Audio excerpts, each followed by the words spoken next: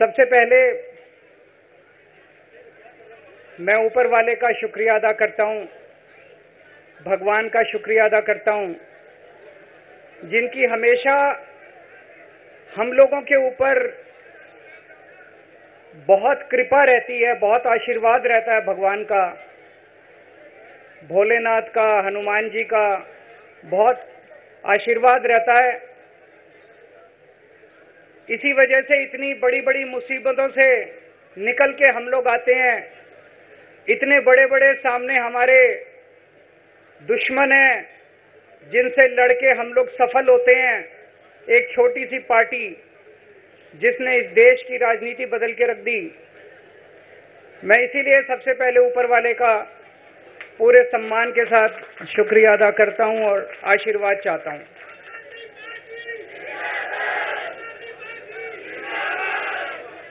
मैं उन लाखों लाखों लोगों का शुक्रिया अदा करता हूं जिन्होंने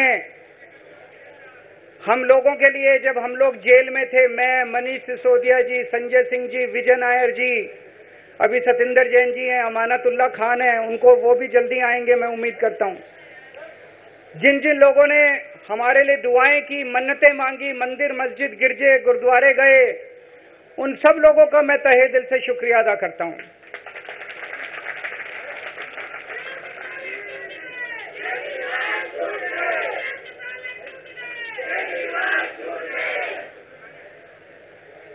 जेल में काफी वक्त मिला सोचने का, पढ़ने का, और कई किताबें पढ़ी, पॉलिटिकल किताबें पढ़ी, अपने स्वतंत्रता के आंदोलन की किताबें पढ़ी, गीता कई बार पढ़ी, रामायण पढ़ी, महाभारत पढ़ी। आज मैं अपने साथ एक किताब लेके आया हूं, ये भी मैंने कई बार पढ़ी, भगत सिंह की जेल डायरी।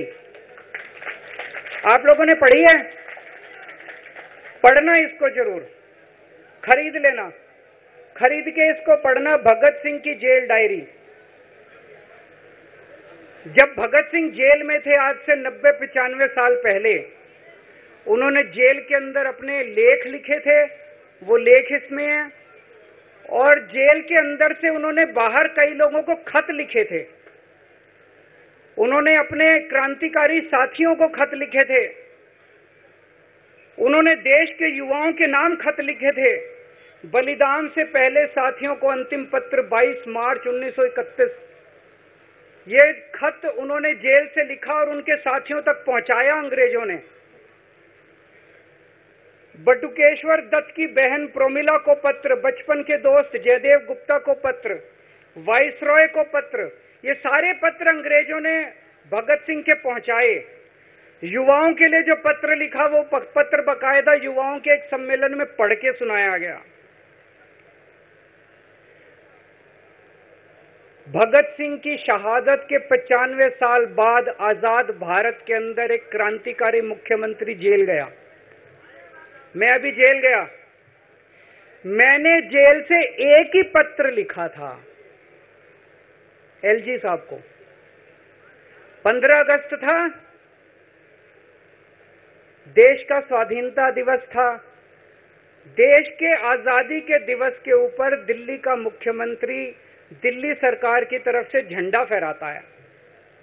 मैंने एलजी साहब को 3 दिन पहले चिट्ठी लिखी, 15 अगस्त के 3 दिन पहले, कि एलजी साहब, मैं चूंकि जेल में हूं, मेरी जगह आतिशी जी को झंडा फहराने की इजाजत दी जाए। कुछ गलत तो नहीं लिखा? वो चिट्ठी मेरी एलजी साहब तक नहीं पहुंचाई गई, मुझे चिट्ठी वापस करी गई और मेरे को ये वार्निंग जारी की गई। ये वार्निंग भी लेके आया हूं, जिंदगी भर साथ रखूंगा ये मेरे को वार्निंग दी गई कि दूसरी बार अगर आपने एलजी साहब को चिट्ठी लिखने की हिम्मत करी तो आपके साथ जो फैमिली मुलाकात होती है हर हफ्ते, वो फैमिली मुलाकात बंद कर दी जाएगी। मैं मन में सोच रहा था, अंग्रेजों ने भी नहीं सोचा था कि आजाद भारत के अंदर 95 साल के बाद अंग्रेजों से ज्यादा क्रूर और अत्याचारी शासक इस देश के ऊपर आएगा।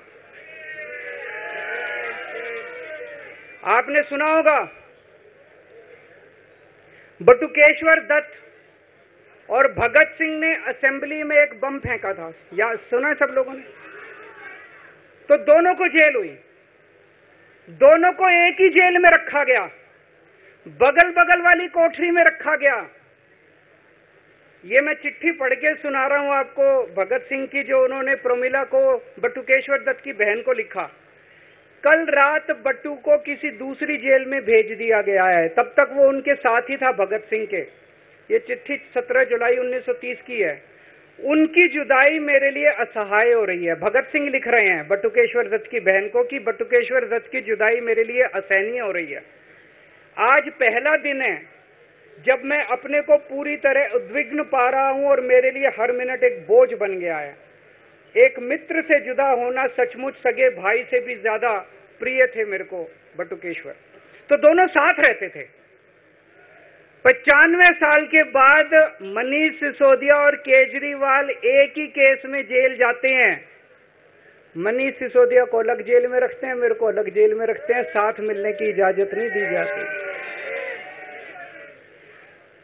आजादी की लड़ाई जब हुई, जवाहरलाल नेहरू जेल गए, महात्मा गांधी जेल गए, बाबा साहब अंबेडकर जेल गए, चंद्रशेखर आजाद जेल गए, अशफाकुल्ला जेल गए, कितने स्वतंत्रता सेनानी जेल गए, कई कई सालों तक जेल गए।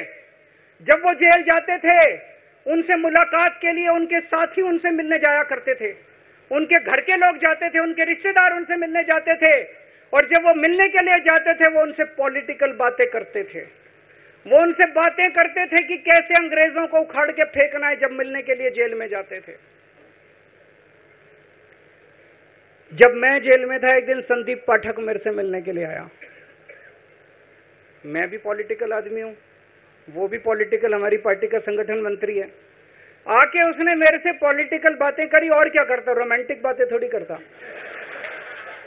तो पॉलिटिकल आदमी वो, पॉलिटिकल आदमी मैंने उससे पूछा देश में क्या चल रहा है, उसने देश की पॉलिटिकल हालत बताई। मैंने उससे पूछा पार्टी में क्या चल रहा है, उसने संदीप पाठक को ब्लैकलिस्ट कर दिया गया, उसके बाद मेरे से मिलने नहीं दिया गया। भगत सिंह जब फांसी पे चढ़े, उन्होंने सपने में भी नहीं सोचा था कि ऐसा भारत होगा। आज से 95 साल के बाद इस देश के अंदर इतनी क्रूर और अत्याचारी सरकार आएगी कि अंग्रेजों को भी पीछे छोड़ देगी। दोस्तों,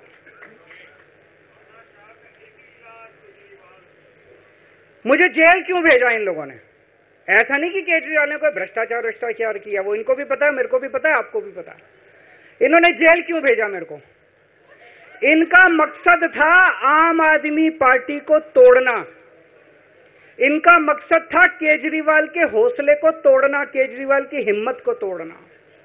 इन्होंने फॉर्मूला बना रखा है। आप देख रहे हो किस तरह से एमएलए तोड़ दो, एमएलए खरीद लो, ईडी भेज के डरा दो, सीबीआई भेज के डरा दो, फर्जी केस कर दो, जेल में डाल दो, पार्टी तोड़ दो। महाराष्ट्र में कैसे उन्होंने 2-2 राष्ट्रीय पार्टियां तोड़ दी, पार्टी तोड़ दो, सरकारें गिरा दो और अपनी सरकार बना लो। इनको यह लग रहा था केजरीवाल को जेल भेज देंगे तो दिल्ली में इनकी पार्टी टूट जाएगी, दिल्ली में बीजेपी की सरकार बना लेंगे। इनको लग रहा था पंजाब की सरकार तोड़ के पंजाब में हम अपनी सरकार बना लेंगे, इनके एमएलए तोड़ लेंगे। लेकिन हमारी पार्टी नहीं टूटी, हमारे एमएलए नहीं टूटे, हमारे एमएलए तो छोड़ो, कार्यकर्ता भी नहीं टूटे। इनकी बड़ी बड़ी साजिशों के खिलाफ, बड़े बड़े षड्यंत्रों के खिलाफ केवल आम आदमी पार्टी में ताकत है जो आज इनका सामना कर रही है। इनको लगा केजरीवाल के हौसले तोड़ देंगे। आज मैं आपके सामने खड़ा हूं और मैं पूरे विश्वास के साथ कह रहा हूं कि जेल के इन 150-200 दिन जो मैं जेल में रहा, इन दिनों ने मेरे हौसले को और 100 गुना बढ़ा दिया है, कम करने की बजाय। ये लोग पूछते हैं कि केजरीवाल जब जेल में था इसने इस्तीफा क्यों नहीं दिया? जेल में से सीएम के पद से इस्तीफा क्यों नहीं दिया?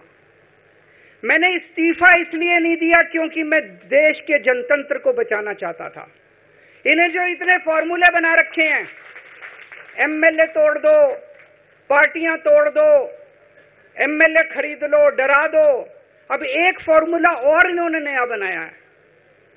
जहां जहां ये चुनाव हारे, वहां के मुख्यमंत्री पे फर्जी केस करके उसको गिरफ्तार कर लो और उसकी सरकार गिरा दो। अगर मैं इस्तीफा दे देता, अगर मैं हेमंत सोरेन साहब ने इस्तीफा दिया, मैं भी इस्तीफा दे देता। इन्होंने सीतारमैया पे भी अभी केस किया है, इस सीतारमैया साहब के ऊपर। इन्होंने पिनाराई विजयन के ऊपर भी केस कर रखे हैं, ममता दीदी के ऊपर केस कर रखे हैं। ये एक ऑपोजिशन के मुख्यमंत्री को नहीं छोड़ते, एक एक को पकड़ के फर्जी केस कर करके उनको जेल में डाल देते और एक एक की सरकार गिरा देते। मैं जेल में गया अभी 10 दिन पहले, सुप्रीम कोर्ट की एक बेंच ने पूछा सरकार से कि जेल के अंदर से सरकार क्यों नहीं चल सकती। बड़ा आप लोगों ने अखबार में, सुप्रीम कोर्ट ने पूछा है केंद्र सरकार से कि जेल के अंदर से सरकार क्यों नहीं चल सकती, तो जेल के अंदर से सरकार साबित कर दिया हमने। अब मैं देश के सारे नॉन बीजेपी मुख्यमंत्रियों से हाथ जोड़ के विनती करना चाहता हूं, अब अगर प्रधानमंत्री जी हिम्मत करें आप पे फर्जी केस करके आपको जेल में डालें, इस्तीफा मत देना, किसी हालत में इस्तीफा मत देना। जेल से सरकार चलाना हम सबको मिलकर, ऐसा नहीं कि हम पद के लालची हैं, ऐसा नहीं कि मुख्यमंत्री पद हमारे लिए महत्वपूर्ण है, इसलिए क्योंकि हमारे लिए हमारा संविधान जरूरी है, हमारा देश जरूरी है, जनतंत्र जरूरी है, जनतंत्र को बचाना जरूरी है। इतने भारी बहुमत से जीती हुई सरकार, एक बार 70 में से 67 सीट आई, एक बार 70 में से 62 सीट आई, और आप पकड़ के जेल में डाल दोगे और कहोगे इस्तीफा दे। मैं सारे मुख्यमंत्रियों से आज हाथ जोड़ के विनती करना चाहता हूं, इनका ये नया फॉर्मूला भी आम आदमी पार्टी ने फेल कर दिया है, जो इन्होंने नया फॉर्मूला बनाया।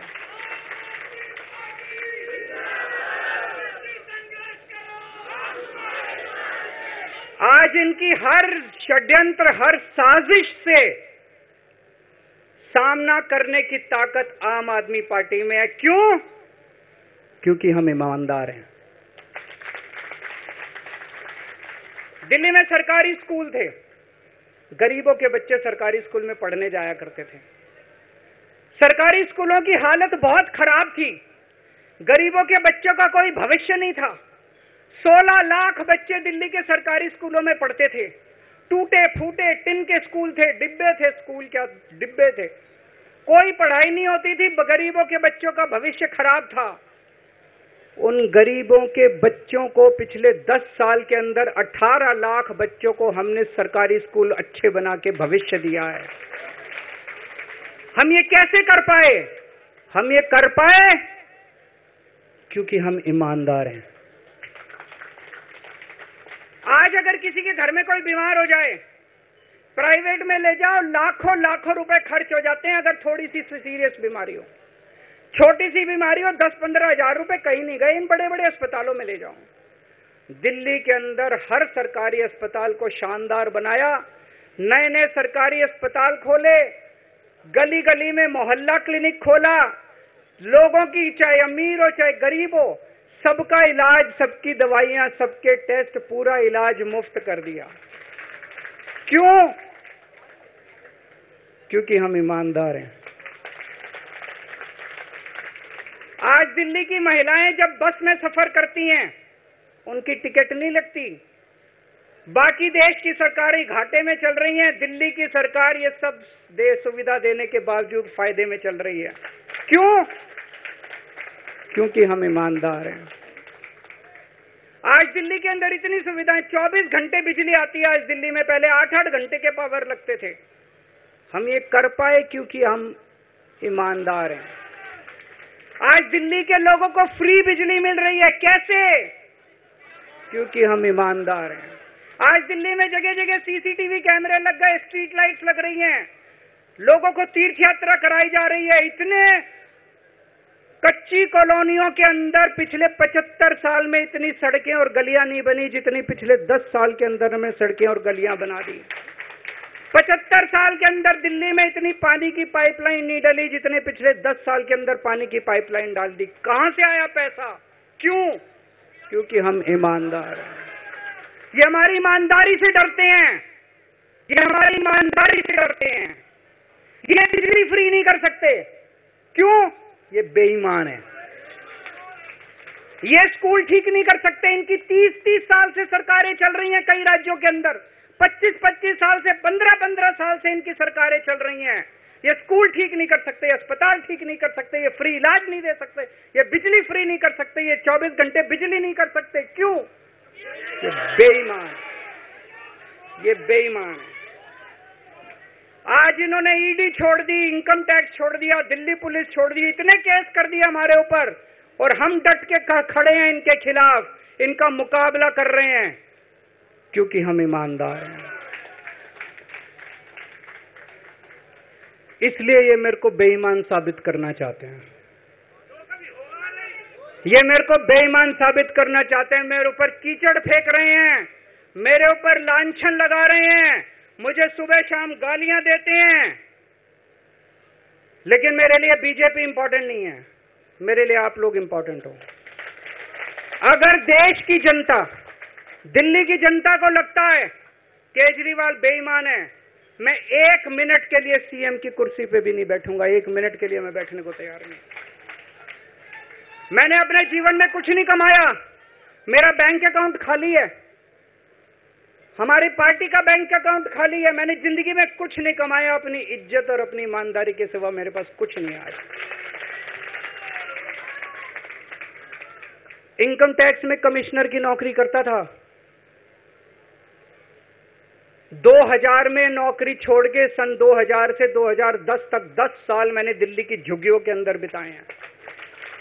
कुछ महीने दिल्ली की झुग्गियों में जाके रहा मैं, झुग्गी के अंदर, नंद नगरी, सुंदर नगरी की झुग्गियों के अंदर मैंने गली गली में खाक छानी है कि गरीब आदमी रहता कैसे, उसके घर का गुजारा कैसे चलता है। अगर पैसे कमाने होते, इनकम टैक्स कमिश्नर की नौकरी बुरी नहीं थी। और जब मैंने नौकरी छोड़ी थी तब कोई पार्टी नहीं थी, कुछ नहीं थी, ऐसा नहीं था कि उस टाइम ये था मुख्यमंत्री बनने चला था या कोई पार्टी, कुछ नहीं था, कोई भविष्य नहीं था, केवल देश के लिए जुनून था कि देश के लिए कुछ करना है, देश के लिए कुछ करने हैं। 49 दिन की सरकार के बाद इस्तीफा दिया था, अपने असूलों के लिए इस्तीफा दिया था, किसी ने इस्तीफा मांगा नहीं था, अपने आप इस्तीफा दिया था। आज के तारीख में, आज के जमाने में कोई अपनी चपरासी की नौकरी नहीं छोड़ता। मैंने मुख्यमंत्री की कुर्सी छोड़ी थी, अपने आप छोड़ी थी। न पद का लालच है, न दौलत का लालच है, केवल देश के लिए कुछ करने का जुनून है, देश के लिए कुछ करने के लिए आए हैं।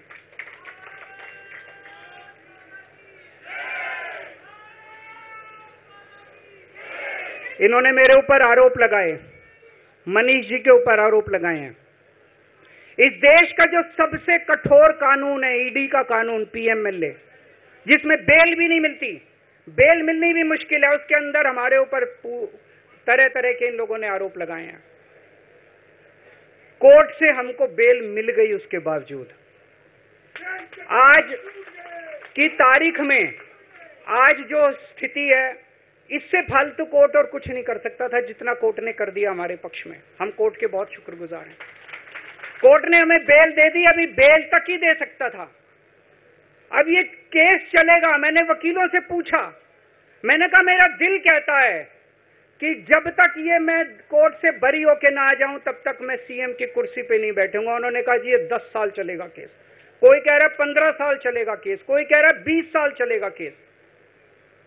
तो केस ये अभी लंबा चलेगा। आज कोर्ट जितना कर सकता था, कोर्ट ने हमारे पक्ष में निर्णय लिया है, हमें बेल दे दी। उन्होंने ऐसे कानून में जिसमें बेल मिलनी नामुमकिन होती है, उन्होंने बेल दे दी। आज मैं आपकी अदालत में आया हूं, जनता की अदालत में आया हूं, आपसे पूछने के लिए आया हूं, क्या आप केजरीवाल को ईमानदार मानते हो कि गुनहगार मानते हो?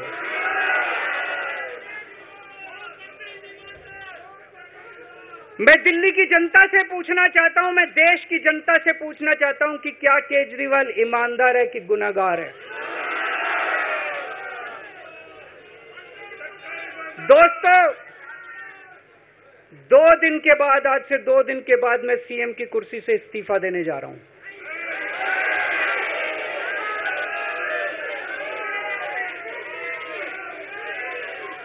और मैं तब तक सीएम की कुर्सी पे नहीं बैठूंगा जब तक जनता अपना फैसला ना सुना दे। मैं जनता के बीच में जाऊंगा, गली गली में जाऊंगा, घर घर में जाऊंगा, और जब तक जनता अपना फैसला ना सुना दे कि केजरीवाल ईमानदार है, तब तक मैं सीएम की कुर्सी के ऊपर नहीं बैठूंगा।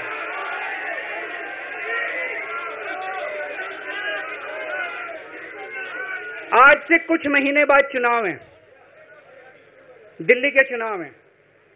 मैं जनता को निवेदन करना चाहता हूं, अपील करना चाहता हूं, अगर आपको लगता है केजरीवाल ईमानदार है, मेरे पक्ष में वोट दे देना। अगर आपको लगता है केजरीवाल गुनहगार है, मेरे को वोट मत देना। आप अगर मेरे को, आपका एक एक वोट मेरी ईमानदारी का सर्टिफिकेट होगा। अगर आप मेरे को वोट देके जिताओगे और अगर आप कहोगे कि केजरीवाल ईमानदार है, तो चुनाव के बाद, उसके बाद जाके मैं सीएम की कुर्सी पे बैठूंगा। तब तक मैं सीएम की कुर्सी पे नहीं बैठूंगा।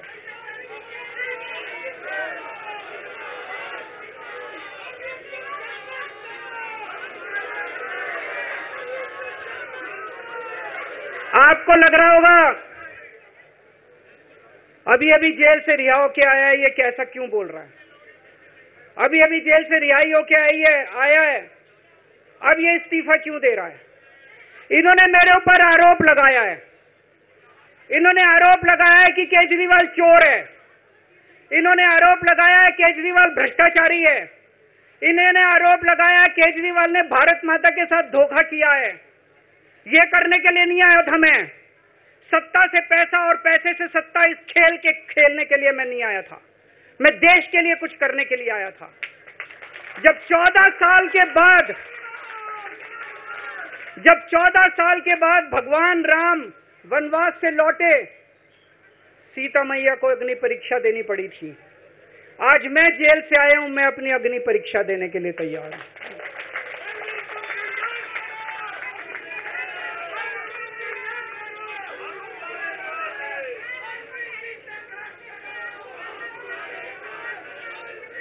ये कुछ लोग बोल रहे हैं सुप्रीम कोर्ट ने कुछ कंडीशंस लगाई हैं, काम नहीं कर पाएंगे। पिछले 10 साल में इन लोगों ने कंडीशन लगाने में कोई कसर छोड़ी थी? एलजी साहब ने कंडीशन लगाने में कोई कसर छोड़ी थी? केंद्र सरकार ने 1 कानून, 2 कानून, 3 कानून, कानून पे कानून डाल के मेरी पावर छीन ली, पर आपके काम बंद नहीं होने दिए मैंने। ये कंडीशन हमारे लिए कोई वो नहीं रखती, कोई हमारे लिए अड़चन पैदा नहीं करती। ये कंडीशन, इन कंडीशन को भी देख लेंगे, लेकिन मेरे लिए जो मायने रखता है वो है मैंने अपनी जिंदगी में ईमानदारी कमाई है। अगर आपको लगता है केजरीवाल ईमानदार है, जम के वोट दे देना मेरे पक्ष में। चुनाव के बाद सीएम की कुर्सी पे जाके बैठूंगा।